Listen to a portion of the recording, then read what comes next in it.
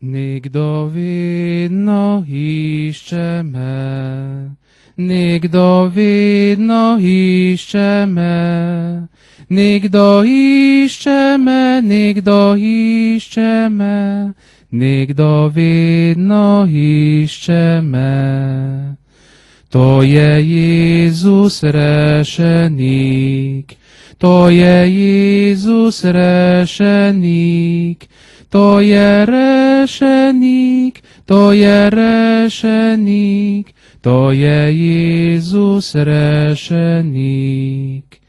Mojem srcu biva on, mojem srcu biva on, srcu biva on, srcu biva on, mojem srcu biva on.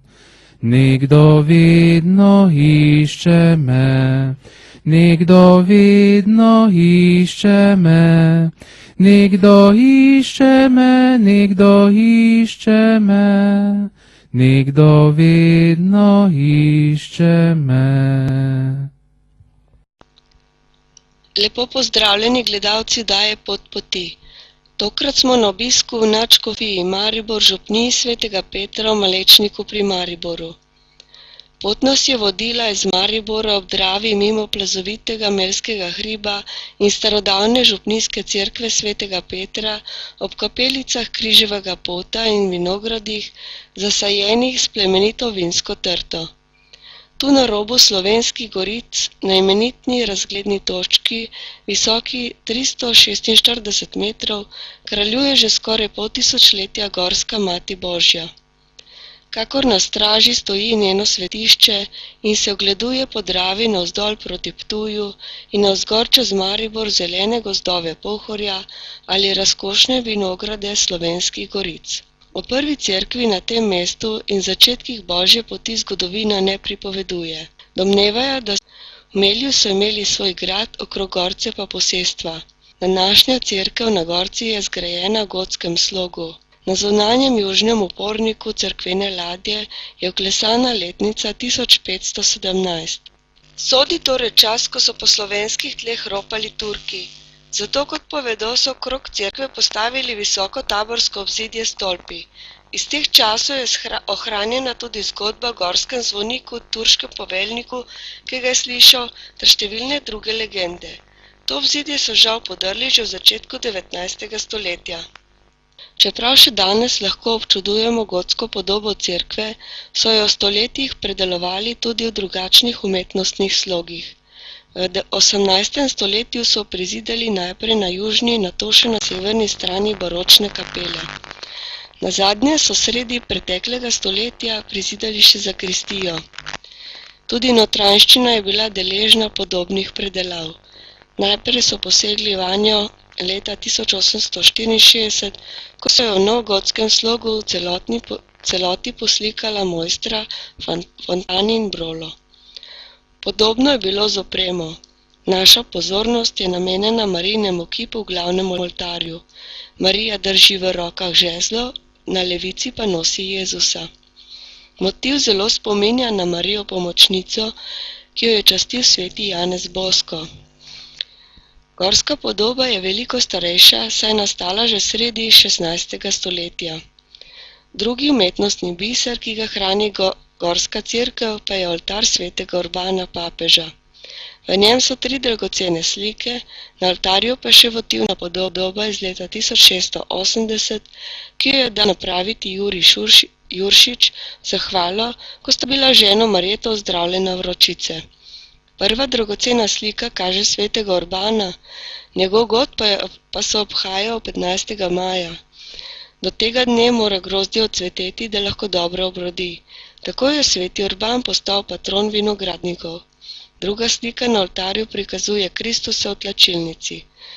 Zaradi izredne simbolike je najdragocenejši umetnostni zaklad, ki ga hrani gotska cerkev. Nad njo je slika s prizorom, ko Sem in Jafet pokrivata pijanega očeta Nojeta, ki še ni poznal moči vina. Ves oltar nas spominja, da smo v cerkvi, ki stoji sredi vinogradov. Božja pot na gorci je bila nekoč zelo obiskana. Po ukazu Jožefa II. Leta 1785 so jo zaprli in zaplenili vse premoženje.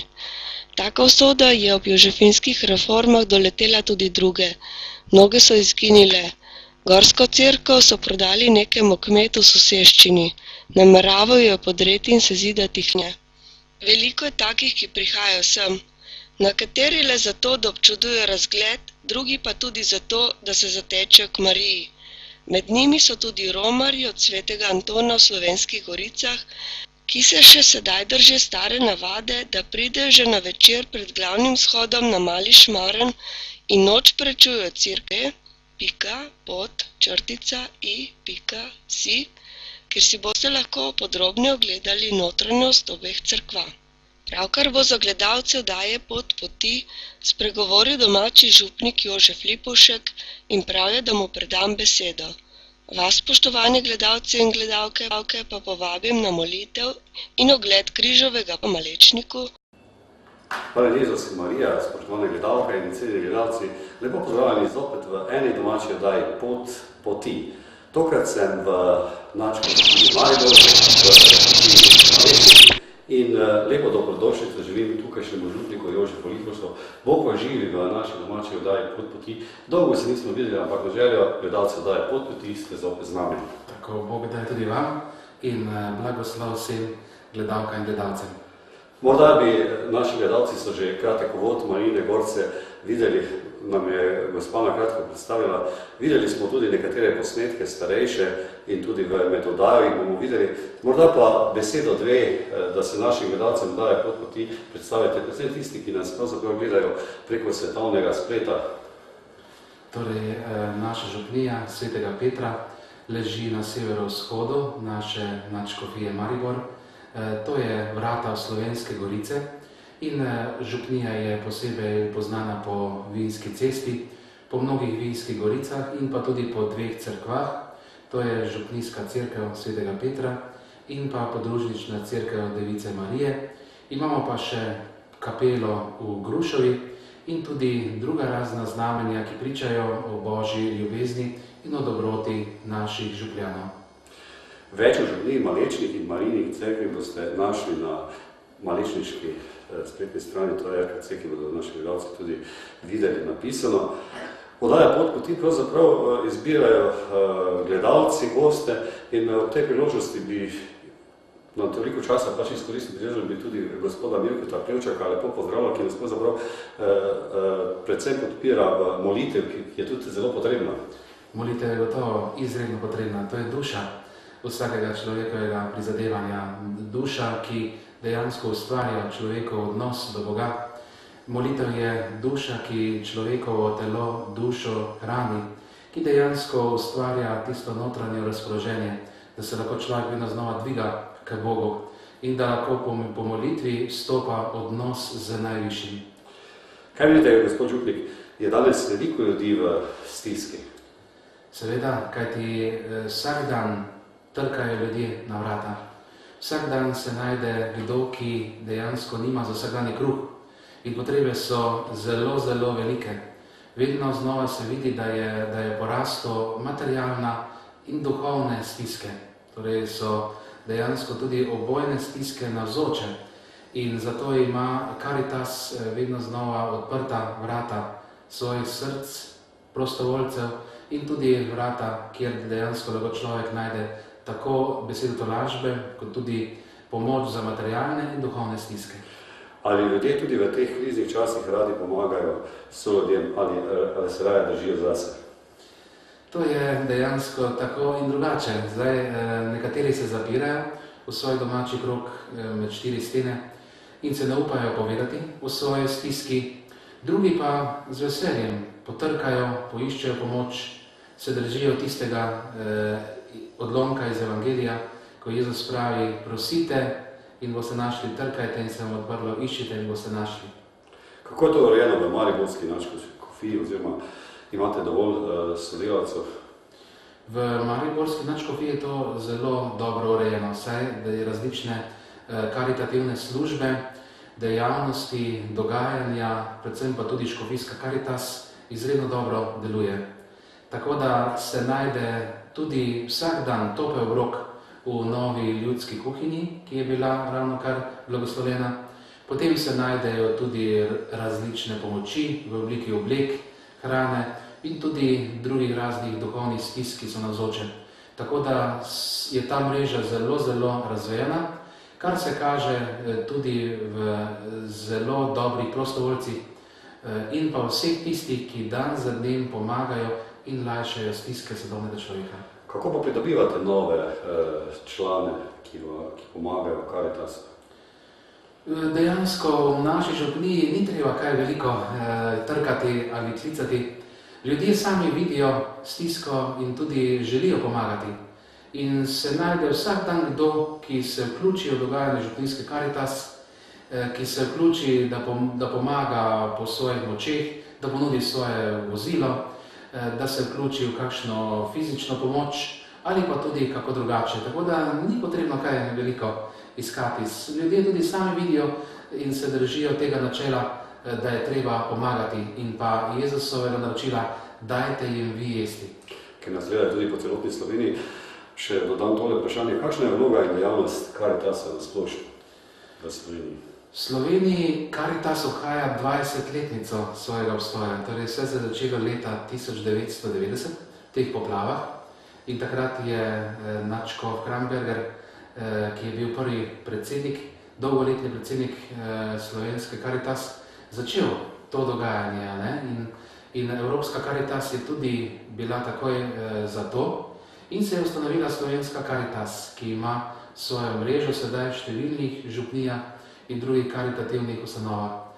Tako da je predvsem naloga Karitas, da organizira različna srečanja, predavanja, seminarje, da se vsako leto organizira plenum slovenske Karitas, kjer se zbirajo prostovoljci in drugi razni aktivni člani, kjer se vidi statistika, bilanca delovanja, potem se vsako leto zberemo na Ponikvi, kjer se zbirajo prav tako prostovoljci vse Slovenije, skupaj s predsednikom slovenske Karitas, ki daruje sveto mašo, in potem je druženje tudi ob Agapah in pa tudi popoldne ob generalki Klica dobrote in tudi v večernem Klicu dobrote, kjer se zbirajo sredstva za družine v stiski in to že vsako leto. Koliko ljudem ste pomagali in kakšni so bili odzivi od ljudi? Konkretno sam številke ne vem, koliko je tega, ampak iz pripovedovanja članov župnijske Karitas vem, da je veliko ljudi bilo obdarjenih, posebej v božičnem, velikonočnem času in tudi drugih raznih priložnostnih obiskih, kjer je tudi beseda tolažbe, beseda spodbude, beseda upanja, vere, ljubezni. Tako da pomagamo tudi po materialni in duhovni plati. Kako vas je pravzaprav gospodova roka vodila, predvsem v mariborski nadškofiji, župniji, Malečni, da ste ustanovili Karitas, oziroma so ljudje verjetno tudi potrebni tudi ne samo materialnih, ampak tudi duhovnih, ko ste že prej omenili, pa bi morda se tega malo več dotaknila. Ja, gotovo. Vidimo, da je že Turnšek sedaj letos ob Klicu dobrote posebej omenil, da je revščina srca izredno pereča. To pomeni izguba smisla življenja, izguba tiste prave kvalitete življenja, da človek nima kaj bi dal v usta ali da bi se kaj oblekel in da so stiske velike. Zato tudi duhovna revščina srca, tisti duhovni vakuum posebej vpliva tudi na naše življenje. In zato tudi ob tej priložnosti sam želim poiskati te ljudi, se želim z njimi srečati in pomagati, da bi skupaj našli en smisel življenja in da predvsem je tu važen obisk pri Najsvetejšem, pri Jezusu. Tako da tukaj iščem tiste notranje duhovne pomoči, da bi znal v pravem času in na pravem mestu pristopiti k konkretnemu človeku in ga vzeti takšnega, kot je, v celoti, da bi res videl njegovo stisko in da bi bil njegov sopotnik in spremljevalec v življenju in da bi mu pomagal odkrivati Jezusov evangelij. Zato se mi zdi, je tukaj molitev izredno pomembna, tako za člane Župnijske Karitas, kot pa tudi za tistega, ki je v stiski, da vendarle tudi išče pomoč in da zna tudi to pomoč sprejeti in potem tudi po svojih močeh nadaljevati in iskati nove in nove poti v življenju, da bi lahko spet osmislil svoje bivanje in svoje življenje. Mislim, da so z našimi gledalci daje poti duhovno povezani, predvsem v molitvi. Katera svetnica pa je pravzaprav zavetnica Karitasa in zakaj? Zavetnica Karitas je Elizabeta Ogrska. To je bila znamenita cesarica Ludvika IV. Oba dva sta bila zelo iz premožnih družin in sta se že kmalu vzela, kajti takratni čas je bil tako naravnan, da so že izbirali nevesto, ženo in seveda so Ludviku našli primerno zelo mlado nevesto, tako da so jo s 4 leti že zaročili. Potem z 12 leti je bila poroka, potem so se rodili 3 otroci in Božja volja pa je bila takšna, da je mož odšel v križarsko vojno in je tam tudi padel. In seveda ona je ostala vdova. In kaj sedaj? Veliko premoženje, veliko je imela in zato se je odločila, da vse razda.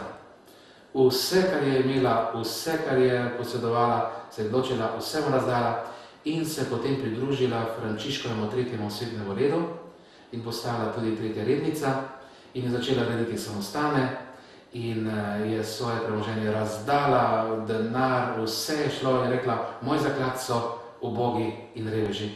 To je zrcalo, to je ogledalo cerkve in želim njim pomagati in zato je tudi v tem kratkem življenju 24 letih ogromno naredila. Res, da je doživljala tudi zelo številna preizkušnje, zelo so ji nasprotovali tudi, zelo so jo tudi naganjali, morala je celo oditi od svojega doma, ne. Svak je nasprotoval in tudi ona je z vero v srcu, z vero Jezusa, to je bilo merilo, to je bil moto, je odšla in nadaljevala tam pot in se je zavedala, da je treba veliko, veliko dobrega narediti in pomagati v tem življenju. In je v teh 24 letih res zaslužila, da je prava zavetnica Karitas. Jaz bi naše gledalce še povabil na krščanski strežnik RKC, kjer smo pravzaprav bili gostje v 2 župnijah, to je v župniji Slovenj Gradec in v župniji Ljubno v Sloveniji, ker smo veliko lahko zveste o sveti Elizabeti Ogrski. Jaz bi vas, gospod župnik, vprašal, kaj menite o kriznih časih? So lahko ti časi izziv, spodbuda za ljudi ali je več takih, ki iščejo pomoč? Ja, krizni časi so vedno izziv. Vedno prinašajo tudi nekaj novega.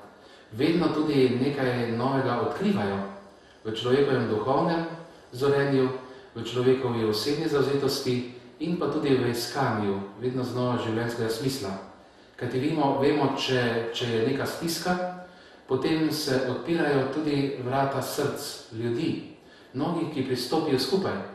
Zato bi rad omenil gledalkam in gledalcem zanimiv primer, ki mi ga je povedal gospod župnik iz Ljubljanskega Barja ob teh poplavah, ne, je rekel, da toliko sosedov ni bilo nikoli na kupu in toliko sosedov ni bilo nikoli še pripravljeni pomagati.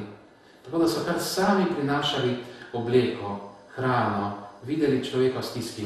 Zato vidimo, kako tudi kriza ali preizkušnja prinaša tudi vedno znova nov izziv za človekovo vero, da se odpre na novo Bogu, da se odpre sočloveku in da uresniči temeljno Jezusovo zapoved ljubezni, ljubite Boga z vsem srcem in bližnjega kakor samega sebe.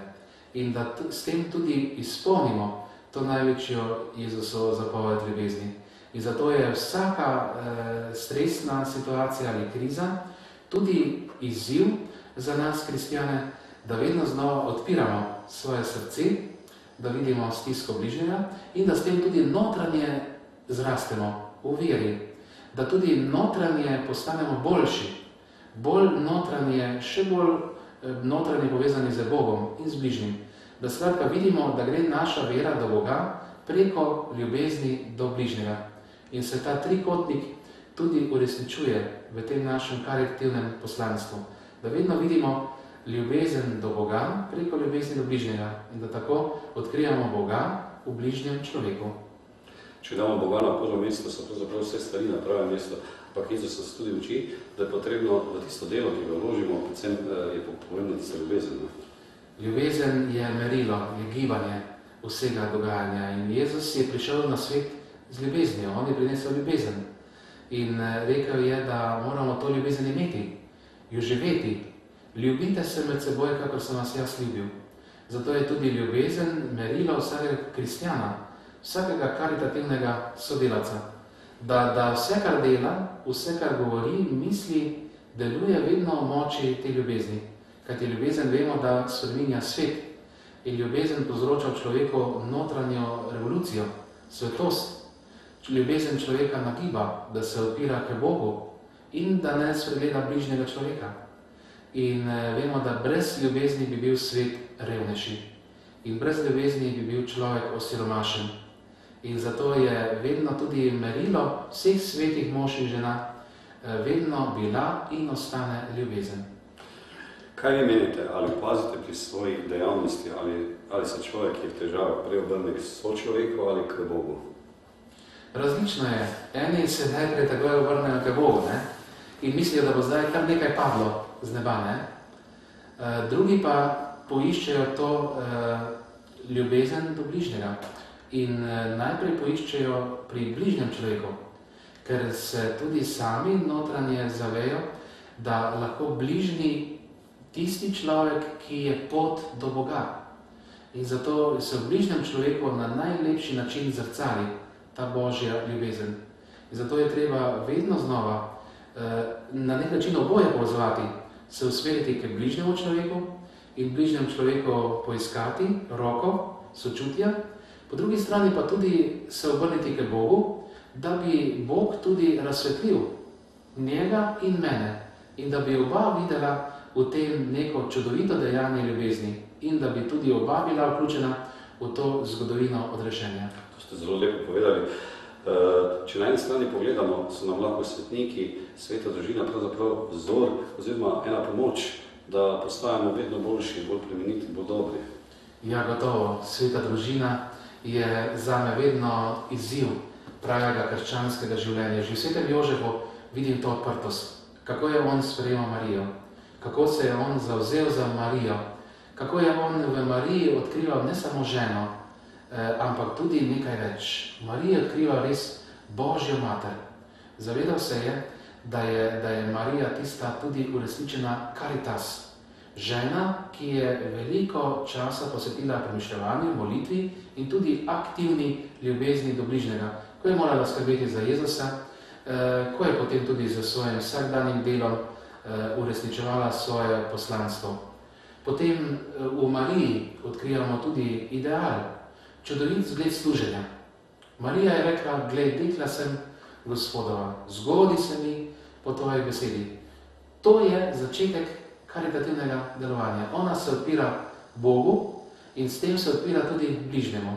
Zato vidimo, da lahko vedno znova Mariji odkrijamo, kakšno je moje, kakšno je tvoje in kakšno je naše poslanstvo tega našega krščanskega življenja. Potem v Jezusu odkrivamo pa tudi ideal in zgled služenja. On pa je tudi se daroval na križu. Vse njegovo življenje je bilo eno samo daritev Bogu.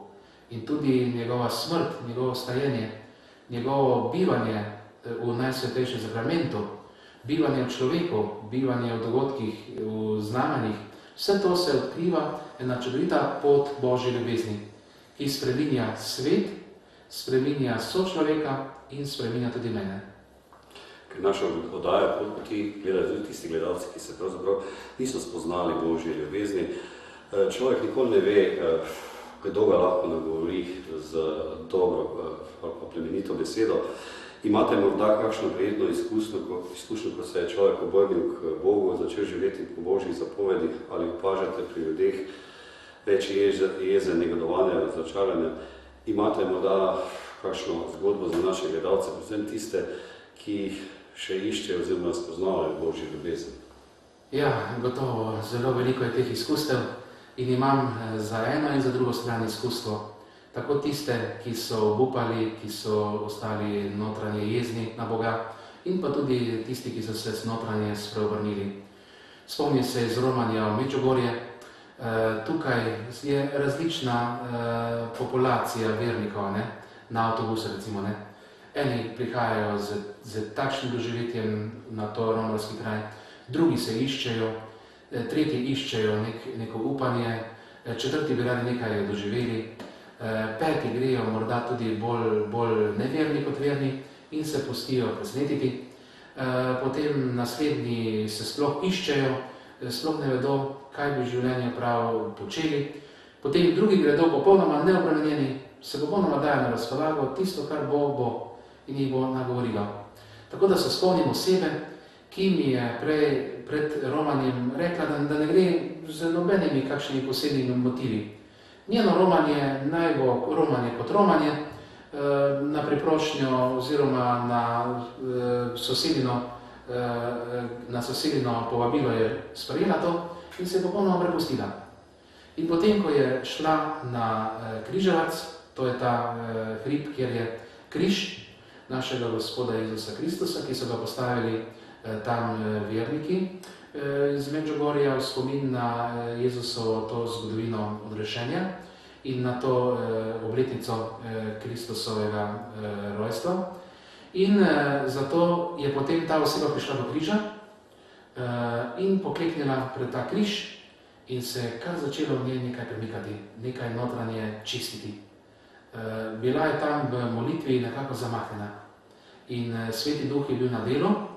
Jezus je začel v njej neko novo obdobje vere. In potem, ko je ta oseba stala, se je videlo, da je njen obraz žarel. Popolnoma žarel kot sonce. In to je bilo čudovito.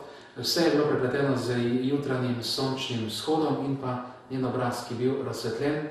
In potem je bilo njeno pričevanje tako močno, tako pretresljivo, da je izpovedala vse svoje življenje, da se je v njej nekaj popolnoma prelomilo in da je začela gledati na življenje z očmi vere. To je bil jasen dokaz, kako je se v življenju nekoga nekaj popolnoma spremenilo. Po drugi strani pa imam primer, kako dejansko pa človek, ki dejansko ni sprejel tega Božjega povabila, tako da je ostal zaprt za Božje sporočilo, kar tudi danes vedno znova doživljamo, da se človek ne odpre. In je popolnoma potem v sebi zakrknil. Ni hotel sprejeti Božje ljubezni. In tudi na moje prigovarjanje oziroma na mojo molitev se ni odzival. Je dejansko ostal popolnoma zaprt. In še danes ne vem točno, kaj je z njim. Ali se je našel, ali je popolnoma zaprl se pred Bogom.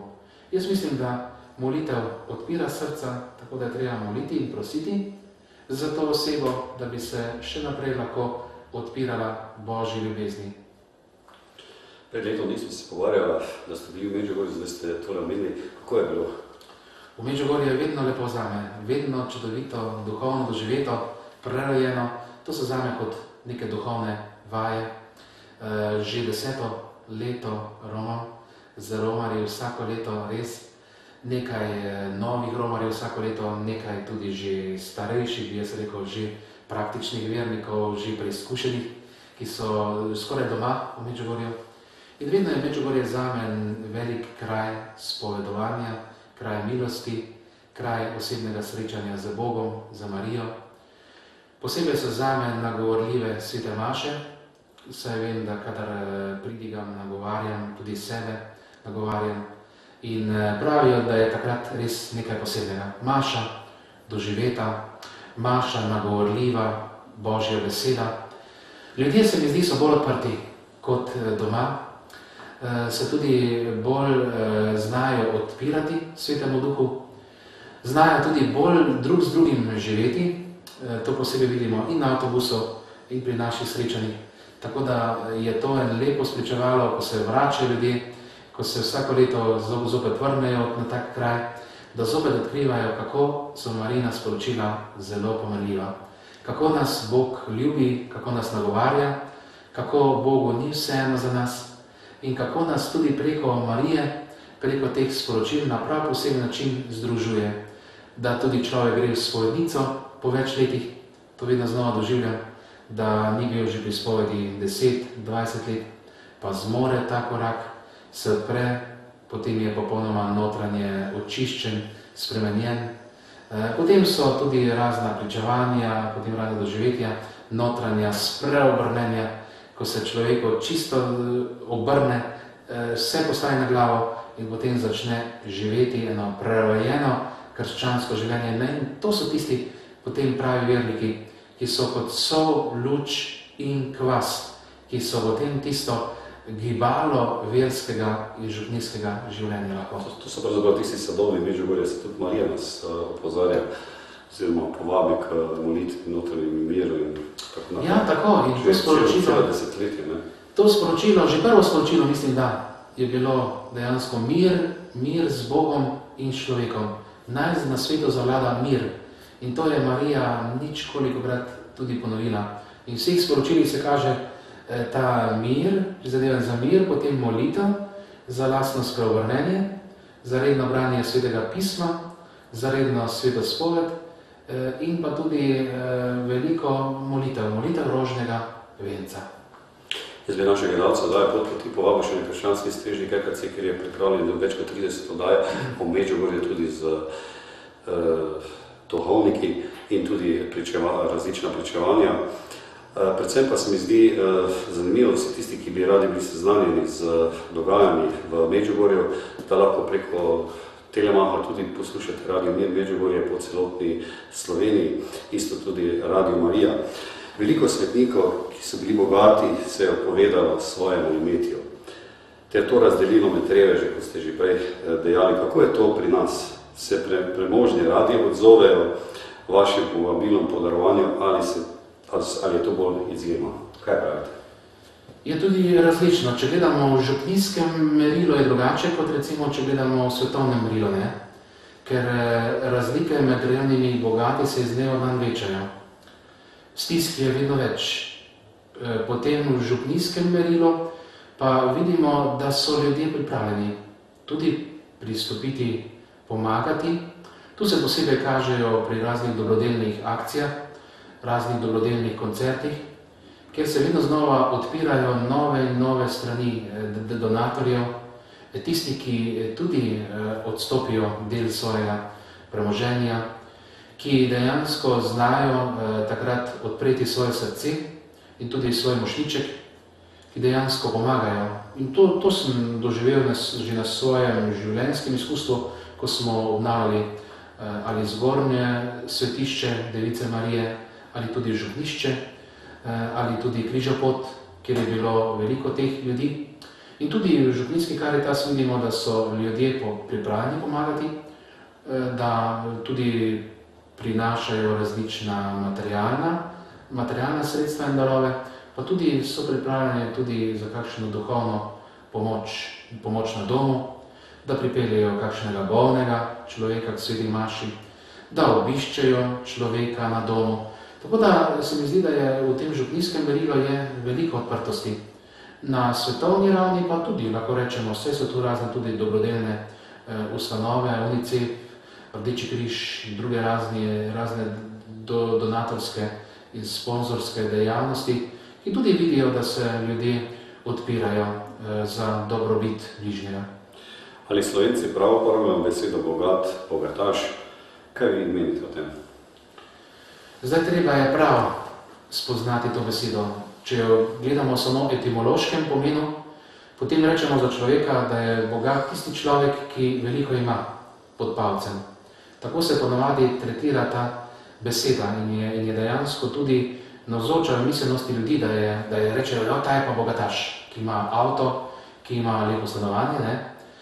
Po drugi strani v duhovnem pomenu, v krščanskem pomenu je pa bogat čisto drugi pomen. Je pa človek je tisti bogat, ki ima svoj odnos do Boga uresničen.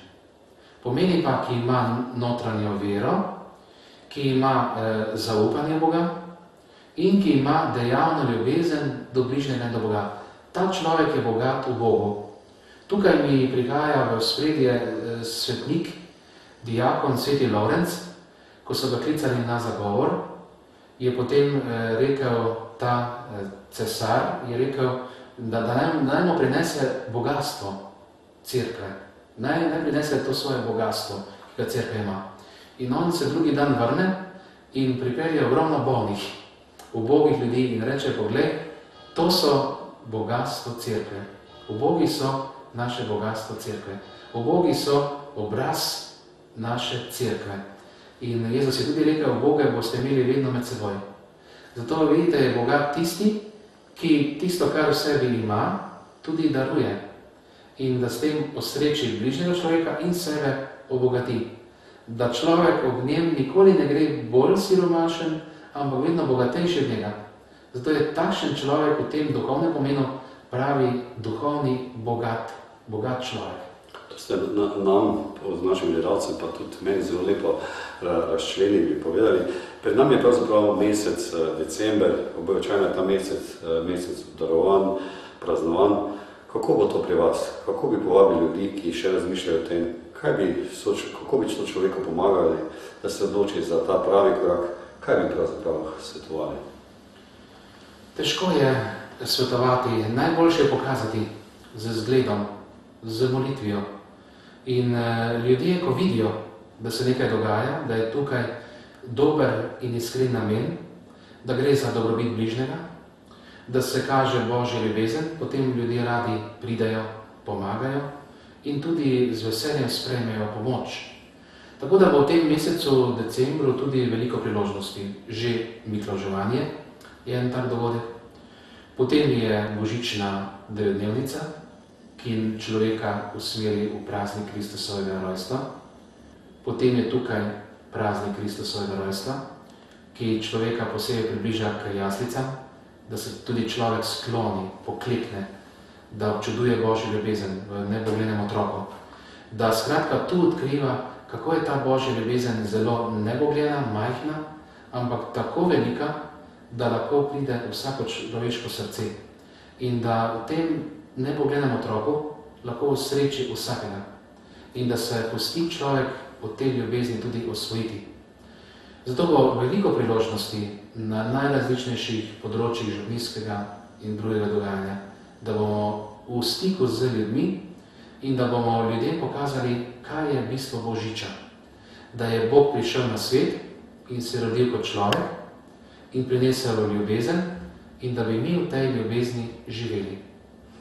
V mesecu decembru dobivam kar obilo pisem tistih, ki pravzaprav so osamljeni. Kaj bi jim pravzaprav svetovali, čeprav verjetno že vedo, ampak se znajo prav vrniti? Osamljenim svetujem vedno, da naj si poiščejo nekoga.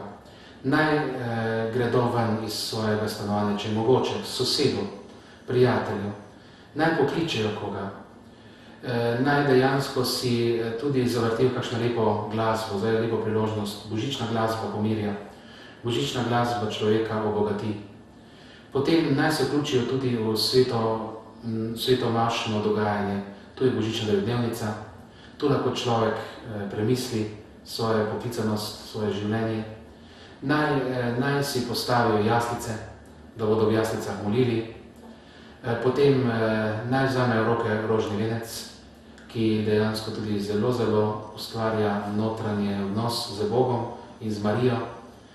Potem tudi kličem dobre ljudi, da naj pomagajo po svojih močeh, da naj osrečijo koga. Ni treba veliko, veste. Samo recimo en obisk, ena prijazna gesta, stisk roke, potem preprost pogovor, ob čaju, ob piškotu lahko osreči in naredi neverjetno pravi balzam za človekovo dušo. In to se mi zdi, je to izredno pomembno. Ne? Tako da ne izvotlimo Božiča samo na tisto zunanji blišč, na zunanje praznovanje, ampak da gremo v skrivnost tega praznika, da vemo, da je Bog prišel na svet zato, da bi mi živeli iz te ljubezni in jo podarjali drug drugemu. Zato lahko obisk pri nekom ustvari to božično razpoloženje. In se v tem trenutku zgodi Božič pri človeku, katerega obiščemo. In dejansko mi sami sebe damo na razpolago. In zato vem, ko sem večkrat takole šel na obisk komu, ali za božični blagoslov, ali kako drugače, je potem rekel, to je bil zame Božič. Prinesli ste mi Jezusa. Zgodil se je Božič. Midva smo zdaj obhajala to božično razpoloženje. In dejansko bom človek, ki ne more iti k sveti maši, to izredno sprejme in je nagovorjen. In potem pravi, zdaj ne potrebujem nič drugega, lahko živim samo iz tega odnosa. To je nekaj čudovitega. Jaz bi ob tej priložnosti še izkoristil, oziroma bi vas vprašal, zdaj boste imeli tudi polnočnico, tudi polnočno sveto mašo na Gorci, pa morda kakšno besedo bi še o tem dejali in morda naše gledalce tudi povabili. Ja, to je že tradicionalna sveta maša, ki se obhaja že 8. leto na Gorci. Zanimivo, na pobudo predsednika planinske sekcije Gorca Malečnik, gospoda Franca Nedoka, smo začeli z temi polnočnicami. Zdaj, to je bilo res nekaj posebnega. Gorca je na lepem kraju, pogled na Maribor, Pohorje. To ste še gledalci tudi malo prej videli, ja? Tako, Slovenske gorice in ta nočno razpoloženje. Zdaj, v prvih letih še bilo tudi malo več snega, kot potem kasnejša leta, in to je bilo res tisto enkratno doživetje, ko so se ljudje zbirali z različnih točk in potem šli z baklami proti cerkvi. In to je gotovo v noči, v snegu nekaj posebnega. Ko vidiš luč pri luči, polnost luči. In Božič je polnost luči. Božič je polnost luči, ker se Kristus rodi za nas in prinese polnost luči, ljubezni, ne? Ker on je luč. In zato je ta simbolika, ko ljudje vseh strani pridejo na kraj Jezusovega rojstva. Torej si Gorca, v tem trenutku se bo zgodilo to pri sveti maši, da se bo Jezus rodil. Da se bo Jezus rodil pri tej sveti maši. To je ponavzočenje te božične skrivnosti. In potem, ko pridejo ljudje z baklami, tudi potem simbolično vodniki prinesejo lučko in jo postavijo k jaslicam. Tako kot trije kralji ali pa pastiri prinesejo lučko in s tem tudi svojo vero, svoje življenje prinesejo pred Jezusa, svoje stiske, svoje težave, svojo nebogljenost. In to je ta lep prihod, da potem, ko pridejo na kraj Jezusovega rojstva, na Gorco recimo v tem primeru, potem od maše pa gredo na svoje domove. Tako kot so pastiri šli potem domov, ne? In so šli notranje spremenjeni, obogateni in so šli čisto drugačni. Tudi za tri kralje vemo, da so potem po drugi poti se vrnili domov. Torej so bili tudi notranje popolnoma spremenjeni. Prej so šli kot popotniki, iskalci vere, kot poslanci kralja Heroda, potem od srečanja z Jezusom so popolnoma drugačni. Se vrnejo po drugi poti in niso več isti, kot so bili. Tako tudi tu na Gorci pri nas vsako leto doživljamo to, da veliko planincev, veliko vernikov prihaja, mladih tudi, in na vsak na svoj način dejansko doživlja praznik Kristusovega rojstva. Oddaja Pot poti že kar nekaj let teče. Oziroma, ob tem se mi pravzaprav pojavlja vprašanje v velikih oddajah, predvsem na začetku ste veliko sodelovali. Kaj je pravzaprav tisto, da vas imajo naši gledalci tako radi cenijo, spoštujejo, radi poslušajo? Oziroma smo si vas že malo prisvojili? Težko je reči, torej ni enega recepta, kaj je to, ker tudi dober kuhar ali ti človek, ki dobro upravlja svoj poklic, dejansko ne moreš zdaj reči, kaj je naredil točno, kaj konkretno je v njegovem življenju. Tudi v svojem življenju ne vem točno, kaj je bil tisti moment. Verjetno je bila tudi predvsem moja prtost do Boga in bližnjega, potem tudi dobra volja in vaše posredovanje, da smo začela z temi oddajami, da se je potem to rodilo iz tega lepa paleta oddaj. Potem tudi se mi zdi, da vedno znova želim živeti Jezusove besede, njegov evangelij, čeprav vem, da včasih mi ne uspeva, včasih sem kot nebogljen otrok, ki ne vem, kam bi se obrnil, ampak vedno znova vidim, da me Bog popravlja, mi odpira nova pota, nova spoznanja. Tako da, kaj je čar te usmerjenosti, je težko reči. Verjetno je predvsem v tem odnosu, da želim tudi pomagati, da želim biti človeku blizu, da želim, da vidim v vsakem človeku Božjo podobo, da se želim približati človeku tudi na en tak iskren, preprost način. Morda je tudi moja usmerjenost glasbi, da rad imam petje, glasbo in da potem tudi glasba odpira človekovo srce. Če pa pride zraven še tudi molitev, pa odnos do Boga, se pa to čudovito združi in se potem tudi človeška srca hitreje odpirajo, morda ob tem kakšnem mojem nagovoru. Naši gledalci so vas že na začetku, takoj po špici slišali, kako ste znate lepo prepevati.